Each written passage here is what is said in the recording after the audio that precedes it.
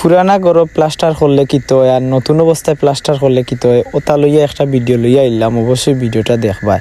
কিতা খবর বন্ধুরা, সব ভালো আছো? আমিও ভালো আছি আলহামদুলিল্লাহ।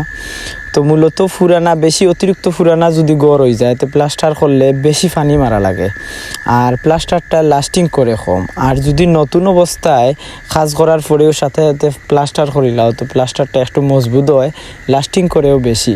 আর পুরানা গড়ও মূলত কাজ করাটা খুব কষ্ট হয়, কারণ বেশি পানি মারা লাগে, কারণ গোয়ালে তো পানি খাইছে না, এর লাগি বেশি বেশি করে পানি মারা লাগে। দেখো আমরা সারাদিন ধরে মনে করো মোটর লাগাইয়া পানি মারছি, এরপরেও মানে প্লাস্টার লাগানি মাত্র টানিয়া নেই আর কি।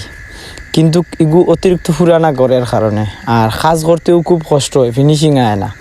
আর নতুন ঘরও যদি কাজ করো তো ফিনিশিংও সুন্দর হয়, প্লাস্টারেও লাস্টিং করে। তো আমরা 2 মিস্ত্রি লাগিয়া কিন্তু একটা রুম কমপ্লিট করছি, রাইত হয়ে গেছে মোটামুটি। আসলে এগু পুরানা ঘরের লাগি মানে একটু কাজ করতে কষ্ট হয়েছে, সময়ও বেশি লাগছে না। 2 মিস্ত্রি এক রুম করা যায়। আমরা কামগুলা কিতা বালা লাগেনি দেখিয়া, যদি বালা লাগে অবশ্যই লাইক কমেন্ট করিয়া দিবাই। আর যদি আইডিটা নতুন হইয়া থাকে তো অবশ্যই ফলো করবাই, ফলো করতে কিন্তু একদম ভুলবাই না।